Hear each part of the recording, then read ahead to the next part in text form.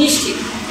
আমরা সবসময় বলি যন্ত্র মানুষের দাস, কিন্তু দাসে যখন মানুষের কাজ কেড়ে নিতে শুরু করে তখন হুমকিতে পরিণত হয়। মানুষের সভাপতি, সম্মানিত বিচারক মন্ডলী, বিতর্কী বন্ধুরা এবং উপস্থিত শ্রোতাবৃন্দ, সবাইকে আমার সালাম এবং শুভেচ্ছা জানাচ্ছি।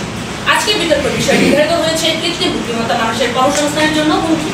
যুক্তিসঙ্গত কারণে আমি এর পক্ষে মাননীয় সভাপতি, এটা কোনো কল্পনা নয় কোনো ভবিষ্যৎবাণী, এটা আজকের বাস্তবতা। প্রথম যে বিষয়টি আমাদের চোখে পড়ে তা হলো এর অস্বাভাবিক গতি ও নির্ভরতা। যে কাজ একজন মানুষ করতে কয়েক সেকেন্ড সময় লাগে, কয়েক ঘন্টা সময় নেয়, একটা এআই সিস্টেম তা কয়েক সেকেন্ডে সম্পন্ন করতে পারে। ব্যাংকের চেক যাচাই, ইনভয়েস প্রসেসিং, ডেটা এন্ট্রি, এসব কাজ তখন মানুষের বদলে মেশিন করছে এবং প্রতিষ্ঠানগুলো খরচ কমানোর জন্য সর্বদাই মানুষকে বাদ দিচ্ছে। তাই বলতে হচ্ছে, আগুন যেমন আলো দেয় তেমনই পোড়ায়।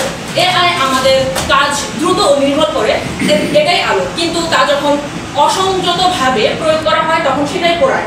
চাকরি ঝরে পড়ে, জনস্বাস্থ্য নির্ভর পরিবার অনাহারের মুখে পড়ে। প্রযুক্তি ও উজ্জ্বলতা আনে, কিন্তু সেই উজ্জ্বলতার ছায়ায় হাজারো পরিবার অন্ধকারে চলে যাচ্ছে। দ্বিতীয়ত, স্বয়ংক্রিয়করণ সরাসরি কর্মী কমিয়ে দিচ্ছে। গুদাম, ফ্যাক্টরি, পরিবহন, কল সেন্টার, এসব জায়গায় আগেও যন্ত্র ব্যবহার করা হতো, কিন্তু এখন যন্ত্রের সাথে যুক্ত হয়েছে কৃত্রিম বুদ্ধিমত্তা। ফলে রোবট এখন শুধু কাজই নয়, সিদ্ধান্ত ভিত্তিক কাজ করতে পারছে। আর এর অর্থ হচ্ছে একটা রোবট 5 থেকে 10 জন কর্মীর কাজও টেকসইভাবে করতে পারে।